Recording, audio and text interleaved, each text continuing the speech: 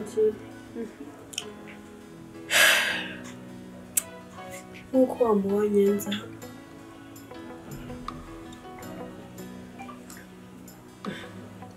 gusa nyine hano hantu ni heza ariko naho biri uko narije nzananye na magogwa wanje kugira ngo basi udufashe ndazi ko namubyaye umuryango utabyifuza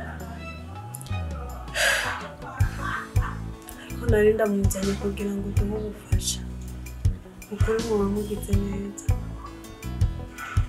ndashaka ko mwamfasha ndashaka ko mumfashiriza umwana ndabona Imana yaraguhezagiye gusa wibera ahantu hasa neza ukuri Matilde ndakwinginze ufashe burya banumva nta kintu ufise cyo kuvuga ariko ndagusabye umbabarire nka mwene mama amaraso yanje mbona unyumvire mu basi nankeyi n'ukuri tubayeho nabi kandi noneho urabizi sinonabisubiza inyuma ariko turifuza ubufasha benda kongera wavuze nakumvirije burya kuba warubahutse ukora ikosa byo kugenda kuvyara ubugwara twebwe n'ukuntu uzi twari tumeze uri bagindira mama yaduhaye mbeje kubera iki ntiyandaritse nkuko wigize nukuvuga rero ko jewe ntari umuntu cyane ntari fise ubwenge guko nogira ibituje nk'ibyo byo wawe wagize umva utware utamena nkuko wagitwaye ugende wimenye iyo nkuko wimenye igihe uja kuvaturura ntawe mwari kumwe ivyo rero kuraza ngurumva ngurarenkene ubufasha bwawe nta mwanya w'ibyo fise kandi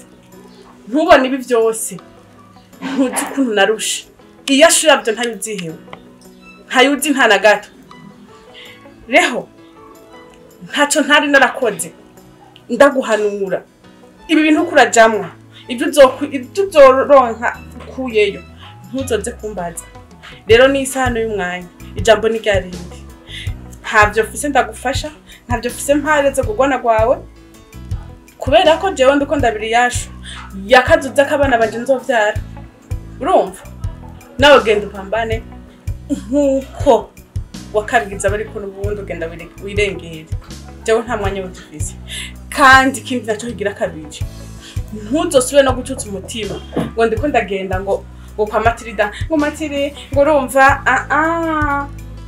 nta mwanya kabisa nta mwanya w'ufise nta nuwo nzigira ndonka urumva jewe ndafise vision ndiko ndabiza imbere zanje rero ivyo kabisa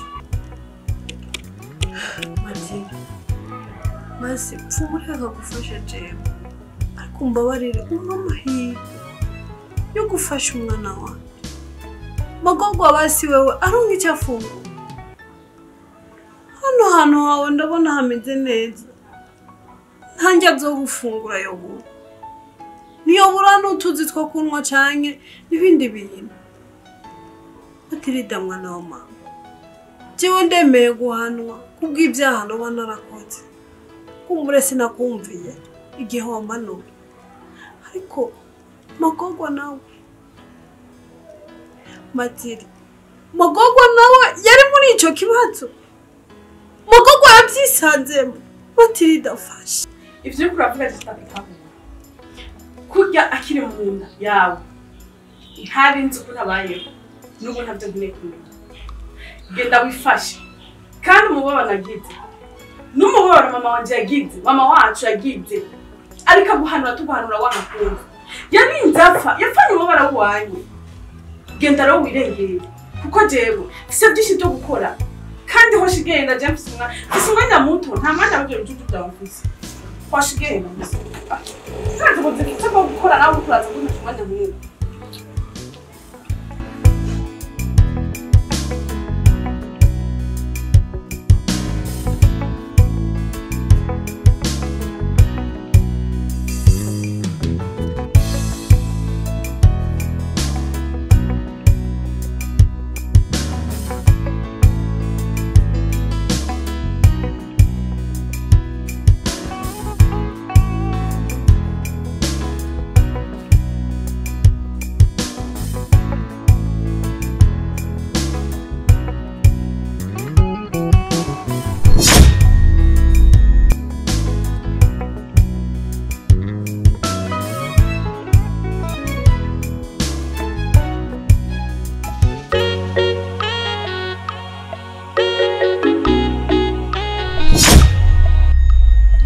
Magogwa mwana wanje,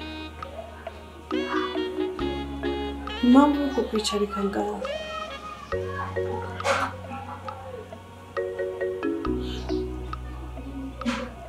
numva maramaza cyane nizerana ku isi, ariko burya izina ryose igira icyo rivuyeko. Kuba witwa Magogwa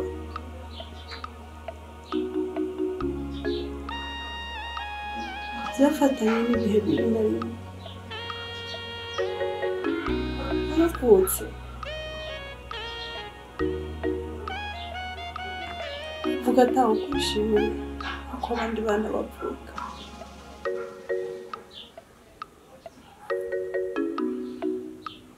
Mbabarire kuba ndiko ndakubwira aya majambo, ariko ndumva igihe ari cyo kugira ngo wumve umuco w'ubuzima urimo, kandi ko ntifuza kuzohora n'ubu buzima urimo. Ntugeze unezerwa nk'abandi bantu. Ibihe bikuza ko n'ibihe by'agahinda gusa, ibihe by'amarira gusa.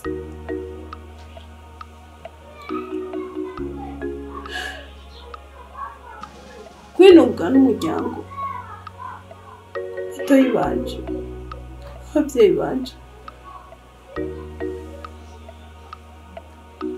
umuryango wawe nawo nyene urimo. Umuntu n'umwigeze anezererwa amakuru yo kumenya kugiye kuzoza. Iyo niyo mpamvu nakwise Magogwa.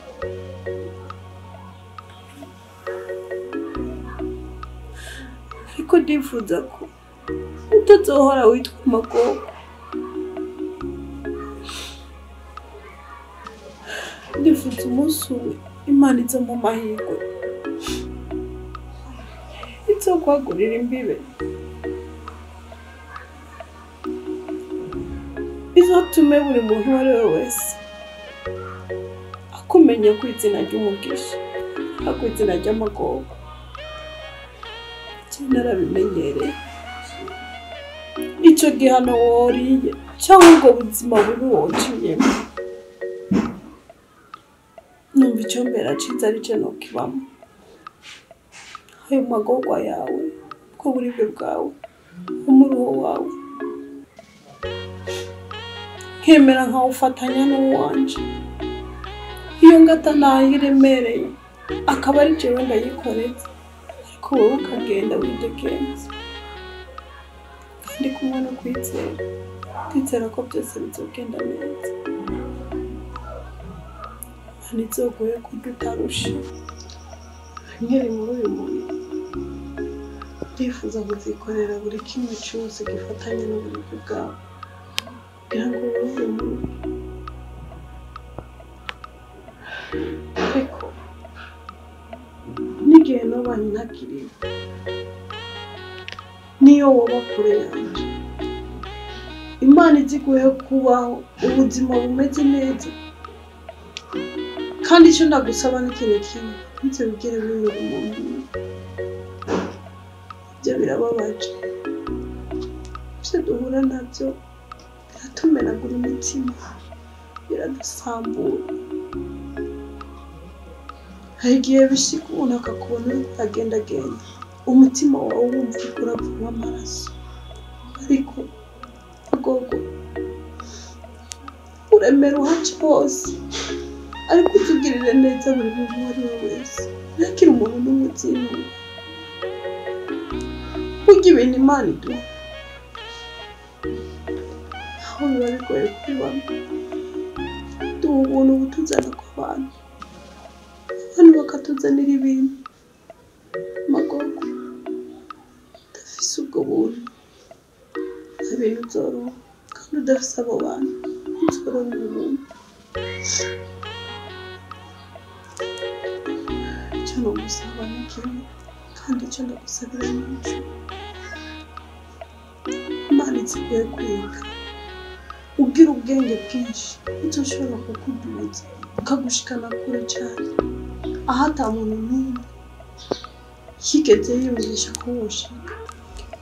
Nakwise Magogwa kubw'ibihe, ariko ubu ndabona ko nkwiriye kubona guhindura izina.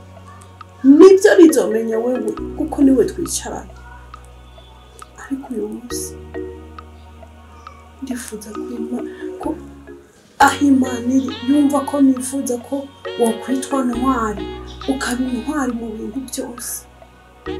Ndifuza ko uba mugisha, ukaba umunyamugisha mu nzira zose. Si byinshi numva nakubwira, ariko umutima wawe uzuwushiremo ibyo muri ntibate. Ntujye wemere ko bitakara, kuko nibwo buzima bwawe bw'imbere.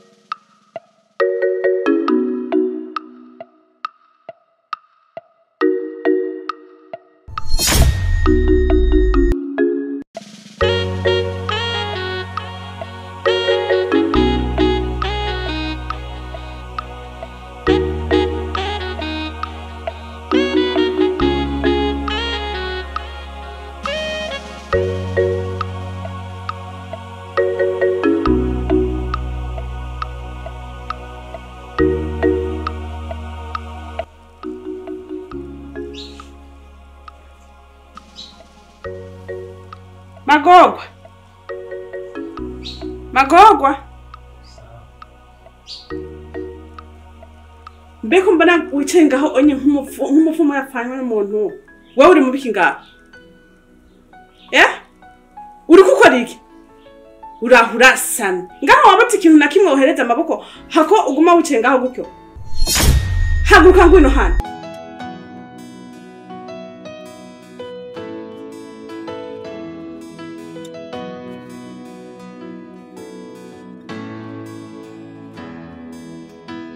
Benda kubaza Magogwa.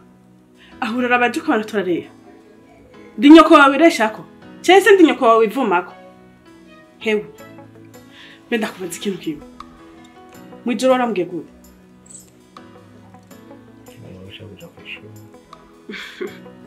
Kwishuri? Wowe uriraba. Ukabona wose n'umuntu aje kwishuri. Canke waje kwishuri ho. Umva, iryo shuri uvuga wararirose. Canke ibyo bikoresho warabiguze.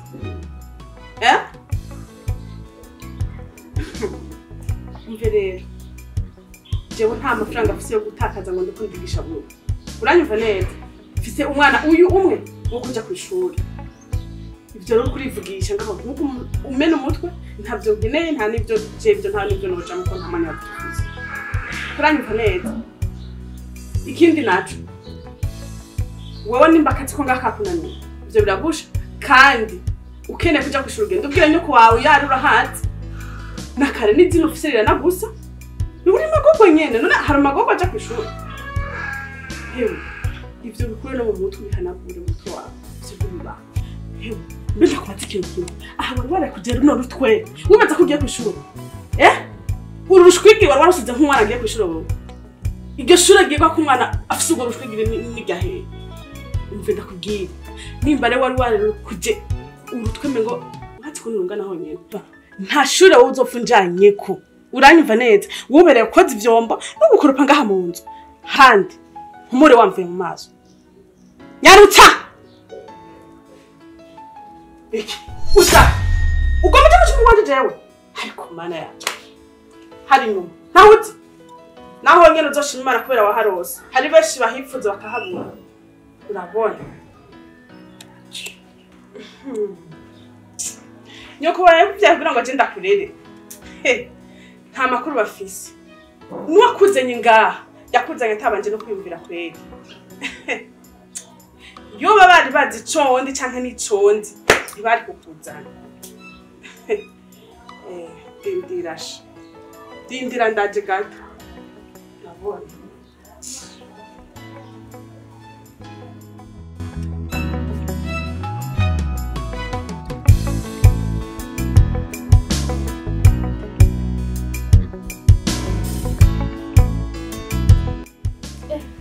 Mashe, ndabona urugo rwaragushitse kwera. Naho kumuvyibuha buri munsi. Jodi. Oui. Nukuri ko ariko sindashimana. Sinumva yuko nakubwira. Ariko ndibaza ko nyine nawe urabibona pe. Dabasha iyo umuntu ashitse ku ndoto ziwe. Ko n'ibintu bigenda bimara neza. Ku mubiri wanje urabona ko ungana. Ikindi naco raba. Abana nzisigaye mbamo. Ndabona asigaye hatesa kwera. Azi ko ubwa mbere nanibaza ko urya mugabo nyine ko atakizovamo. Ariko ndabirabasha. Ubu ni kuri n'amahoro menshi. Uyabu nanje sinzosubira kwihebura. Jodi, ni ukuri ntuzahebura n'umutima wawe. Kuko mu buzima nta kure Imana itokura umuntu kandi nta na kure haba itomugeza. Bivuze ko byose bishoboye. Ariko kandi Chenda mbona sibe utagaze hari kiyo ngale mu buzima ariko wapi no kunacho ndagwishije nacho ndakugirana n'ukuri. Cyakwe? Ngo ashini kwa kundi nyene. Ariko sikose neza. Wapi nivyo nyine byo wanje ngaho. Kumva shariko sinavyizeye. Kwenge. Ariko nyine uko biri kose no gushima. Oya ndashima Imana n'ukuri. Ajye ubundi bwo iyo utagwaye. Nakirutije ubuzima. Bisigaye navyo biza bukebuke. Ariko Jodi sorry nagumye ndakuyaga ikintu mu bintu kwakira. Oya nanje Reka mbagara mu wanje. Imana. We Magogwa. Magogwa.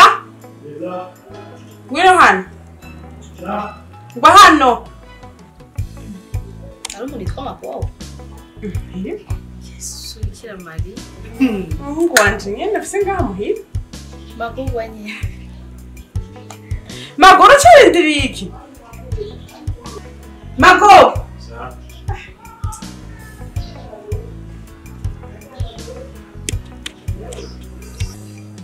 Cha.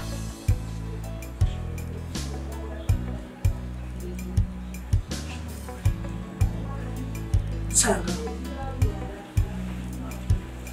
Mago. Iyo niyo ndo naguhaye jewe. Iyi ndo nabaga Mago.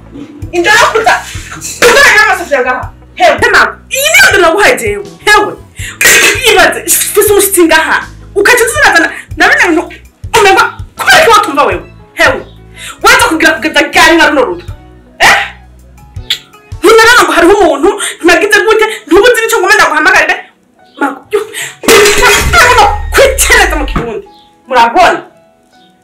Be Mago. Ibi bitwe byawe ibi. Urutwa rungana nk'ikasike y'imoto. Ntigomba. Waba ushaka kwiyumvira ati habe yangiye muri salo. Sinzi gari kumwe n'umushitsi, sinzi ba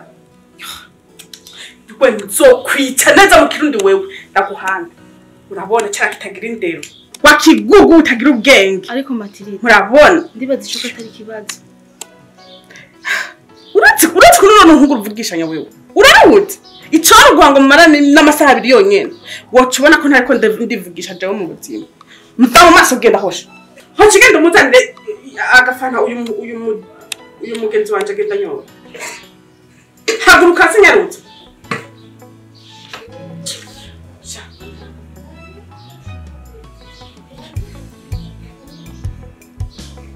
Urabona? Sha, nyoko mu kukwita iryo zina ntiyihenze kweli. Yari yakuravye uko uzoba umeze nuko umeze avuga ati nta bindi tunanira inyene. Uramena umutwe Jodi. Nyatara. Mashe. Reka ngende muzonzimana ikindi gihe. None Jodi nawe ugenda? Ndihuta. Oya rindi rugendo unyoye. Oya Mashe. Ndihuta. We nawe.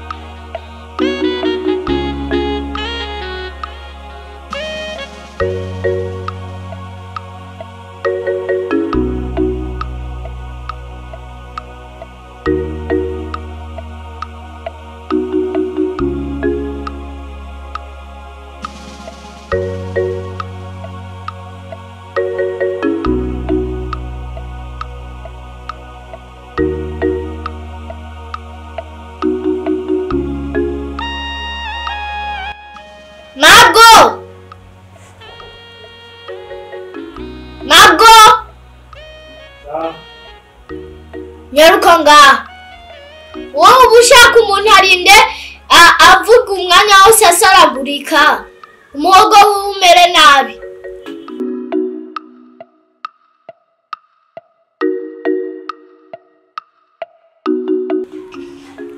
Nzanira amazi yo kunywa.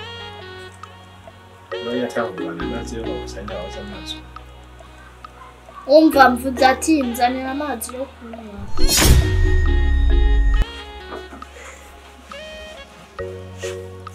Urumva ivyo ndiko ndakubwira ntuvyumva bica ngaha bigaserukira ngaha aho sinone ntuzi amazi ntuganga ziba ninde yakubwiye uko ahubwo uzohora uri magogwa n'ubundi uri magogwa nyene je urashobora kunyishura uko ndabarira wewe fukama kwanza ndaguhindera ntabwo nyumva izina rya Yesu wamwana n'isoni byuka gani bibi bona umungana kuri mama wari pakuretse kwe mama ibijya mama bijemwo gute nawe ubandanije kumuvugira ndabakubitira hamwe urazi cyari kuri wewe baza kurye kwa oya umuhagurutsa nkande ari je namushize mu gihanga yabuza agaciro k'uyu ikintu wamufana bakubwira ibintu nk'ibyo haguruka oya ntaguruka niko mvuze we uriko urahaguruka menya ko ha muntu mukuru namutonye n'uri musi yawe muba ikirenze ko namba mawatani jana kubwiye ubu n'amaso yawe nawe uri kumufata nkaho mengo n'umukozi n'umufata gute n'amaso yawe uyu icyo bimenyereye ahubwo musaba n'ikigongwe iki ndabwiye ati musaba ikigongwe ujya murarinda jewe kwanza wawurinde utuma jewe umbwira ikintu ngo ndagikore kama Yezu wamusanze ngaha ubwo wowe bavye bawe bakuretse gute cyane daimoni kuri miki kuvugiramo iki daimoni ni wewe waje kumukira ngaha kashetani nini ni wewe uri shetani kwanza uri shetani kazi vaga kwanza sigare mu byo narindi ona ni soni baba vaga urakwiye kubatizwa gushasha wewe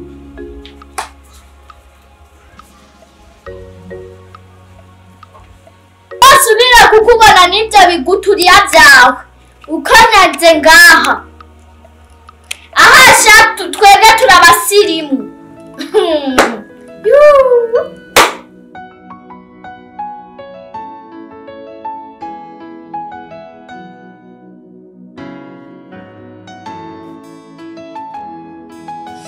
Sister, burya je nagumye numviriza ino karitsiye ntigeze ihinduka urwamo nagiye urwamo rwari rwinshi usanga abana mu mabarabara hehe baguma ari urwamo rwinshi cyane none n'ubu nta kirahinduka hano hantu hacu ni kubona haba hameze isi yose pe byane kubera ku ubwinshi bw'abantu ndibaza nyene ni kubera donc urabona ko ari ntuzeye hariho population noheva mvuga ngira ni population chinoise bon ariko ivyo ntaco bitwaye Imana yaraduhezagiye kandi kuronka ibibondo ni vyiza urabona donc igihugu kiba kiriko kirungu ngo hariho bazogira bazogifasha bon vyoreka noneho tuvyihoze igihe nari nkiri hanze ukambwira inkuru mbi yamushikanje ariwo mukuru wacu watwese adukurira ukambwira ijya nkuru y'agacamugongo naragize ihungabana ridasanzwe ku buryo niyumviriye sister agahwera sinze no kugaragura basi sinze no kumusezera ijyanye nashaka ndakubwire ko n'ubu umutima we wanje nturabyakira neza ahubwo iyo bibikunda nagiye gupfuma ndaba naho mwamuciye uko gushika no umutima we wanje uracahungabanya sindavyakira ariko to cyangwa ntangaza cyane cyari wo gupfa none kuba yarafuye wahomvyiki yaragiye yafuriye ikinogo ciwe gwaho kirasigaye kandi ikindi naco mu vyo wariko urakora nizire ko atacaho ngo nukubera yapfuye. Sister, uvuze ngo yari uwo gupfa. Kumbe rero ni muzigo wabavuyeko. Sister, uribagiye ko ujya ari amaraso yacu, dusangiye amaraso. Uribagiye ko ari we na mukuru wacu. Mugabo ngo nuwo guhoyera. Tony, wanyumvise nabi sico nashatse kuvuga. Bashatse kuvuga iki? Ariko kandi wibuke neza ko icyaha yakoze cyangwa se ko sawa yakoze nta muntu n'umwe ashobora kubimukira. Haba na mama wacu yafanya agahinda n'umubabaro kubw'ibijuju yakoze. Ushaka rero yuko cyangwa abona byo wabona. Sister, ntabwo ufise bwo kuvyiyumvira ko burya ico kijya caha ni bisanzwe kijya caha camucikiye. N'undi rero wese cyo mucikiye. Ariko ikibazo si bijya yagize. Ikibazo ahubwo ni kijya kintu camuvuyemo kijya yavyaye. Kijya iyo gipfuma kigenda. Je nkumva arico cagiye. Mugaba amaraso amwe. Sinshobora kuvyumva. Uri kurabivuga uko sinshobora no kugutahura. Nico gituma jewe ico nzi neza. Kijya yavyaye. Ico nzi nuko jewe tuvukana turi abahungu babiri. Atari jewe na Jimmy. Nta wundi muntu azonekera ajya iwacu ngo araje ngo turiko turagabura ibyo tugabura. Nta numwe nkene no kubona. Nawe nkene no kubona mu mazi. Mugabo ndakubwiye ko sister wanje ariwe mukuru wacu. Ndacafise Lomor yiwe ko yaragiye nta musezeye. Tony, imboga mbi ntiziva ku mitemere. Naco ngikijya kiragungaraye ngaha. Nta nahandi cojereka. Ariko nta kundi. Wewe reka turindire. Tuzovugana buke buke ukuntu tuzobigenda. Sivyo? Ahubwo ngwino ndakwakira. Isigana tuzovugana buke buke.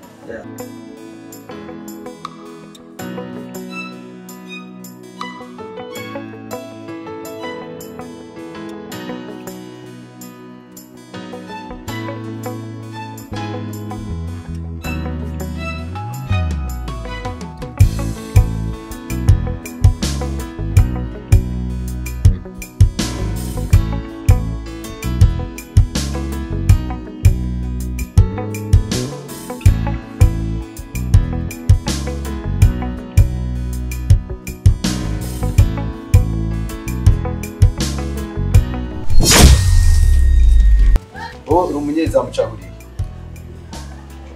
Niko mbazande. Basi kwa.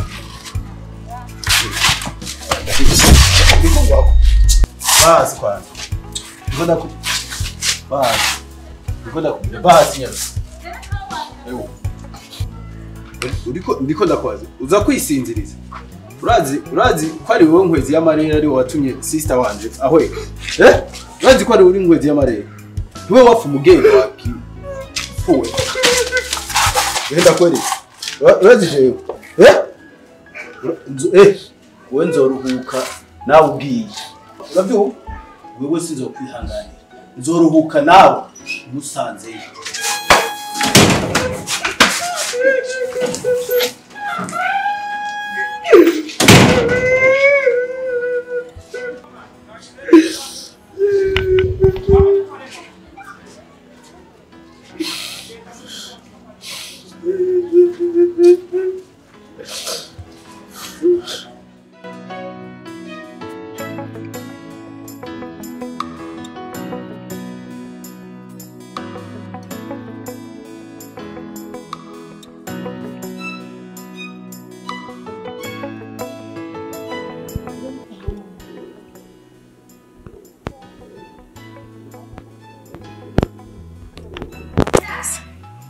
Dusaneze cyane.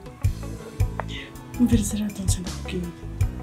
Nkeneye ko ukudusa neza ku mubiri ariko no ku mutima tugomba gusa. Uravyumva? Ugomba kugira umutima ukomeye. Atakintu na kimwe kiriho ngaha kwisi. Tinya. Yaba umuntu n'Imana ubwayo ntuzokwigira ubutinya. Uravyumva neza? Mve nk'icyo kigugu ntuzi. Kirabomboranya ibyago kamengo niyo cubatse kitazi nibe yacu. Don't. Nkeneye yuko zokura. Mana yacu. Sinumva n'ukuntu nokubwira kugira ngo uyu mutima wawe uzobeho umeze nka jewe. Urabona ko je nta kintu na kimwe ntinya mu buzima. Kandi nta n'ikinanira nagishatse. Rero nkeneye kare kuzomera. Ku buryo numva neza ko wewe hakuwohungabana canke ngo ntugire umutima ukomeye. Nofuma ndakugumiza uri wenyene. Nashaka nkareka kubyara undi mwana. Kugira ngo ubeho nyine uko je ndabikeneye. Kindi naco urabona yuko wavutse hageze kandi wavukanye iteka. Wasanze ibintu byose bihari byuzuye. Ikintu wari gutinya inzira yonyene. Iyo nzira nayo ntayo uzigera ubona. Iyo mana nayo numva bavuga. Yigire itinya ko jeyo nanje bwanjye. Ntayo uzigera mbona. Cyuma sida kandi ngane. Kana musino wo. Kana no sida no kuvuga. Yuri komba.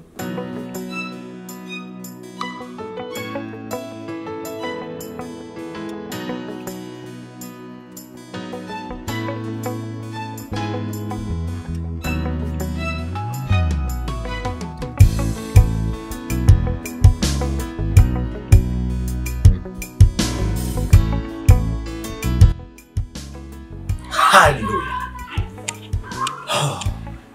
Nirinde kwita amazina mababana banyu. Imana yaradusezeraniye ko buri mwana wese ari umwana wayo. Kandi yaravuze ati mwita amazina ya abana banyu meza. Gute ushobora gufata umwana ukamwita amagogwa? Kubera iki? Hallelujah. Amen. Nta rimwe uzo kwigera ubona umugisha ku mwana w'isizi narize nk'amagogwa. Bamubita bamugisha, bamubita abantwari, bamubita amazina meza azobageza ku kintu ciza. Ushobora kwita izina umwana wawe rikamukurikirana. Ijambo ry'Imana riradusezeranira rivuga ati atura ibyiza mu kanwa kanyu, maze naje turemere ibyiza bitugereho. Amen. Oh, haleluya. Amen. Uyu mwana ari mu rugo rwawe. Muzane tumwatureke ibyiza. Abatizwe tumwite izina rishya. Oh, izina amagogwa sigiyo. Izina amagogwa sigiyo yaremewe. Ndabibona, ndabizi. Kuko ijambo ry'Imana riradutegeka kuvuga ibyiza bikavuga bigakunda. Yavuze ati nitwizera tuzobwira nk'ijya musozi wimuke ugwe mu kiyaga. Tuvize ukwizera kungana na kabuto ka sinapi. Madam, ibi ndikunda kubwira, ndizera ko nawe usenga, ndizera kuza mu ngoro y'Imana, kandi amajambo meza avugirwa ndabizi kuyumva. Oh, haleluya. Oh,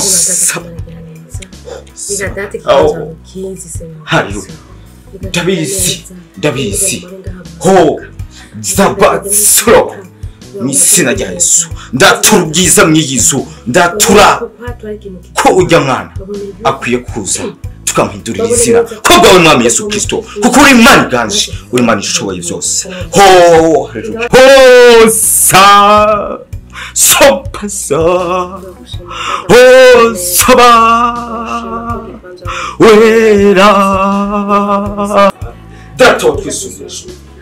Ndakweretse uyu mutara kuko wasezeranye data ngo tugenderanire tuyage, tugenderanire tugendanire kugira ngo tuve icyo tuyagira twitwaje cyangwa cyangwa tumvize cyangwa cyo cyatwigishije neza ko yazumvise. Data wa twese ndakweretse uyu muvyeyi, ndakweretse uyu muvyeyi ahinduke kuko ndabizi mwamuremeye kugoreka, mwamuremeye kuvuga ibibi, mwamuremeye gutoteza abandi, mwamuremeye kugira ngo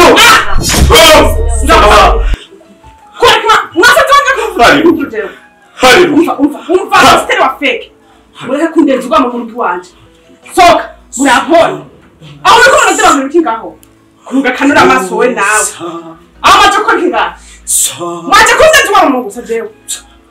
Umva, ndakwiyana n'uzi munsi ntukamenyere.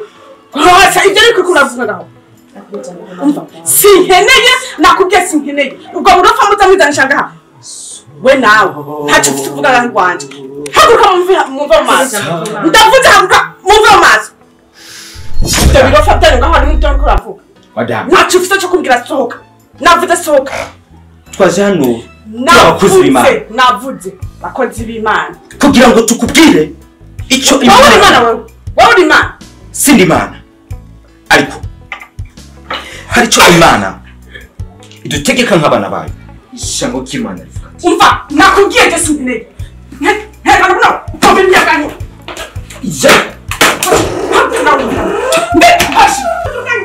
Ubwo ry'Imana uri mutuza. Ubwo ry'Imana uri.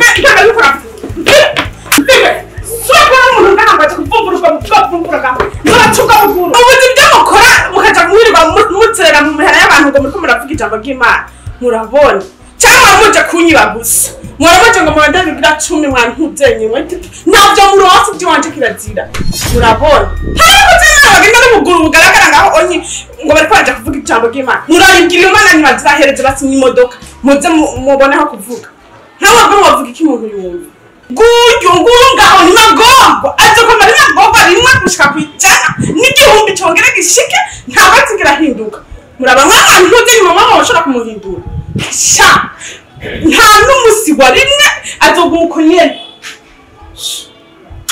nabona magogwa rimwe nyene n'umuhindura ngo muja guhindura abantu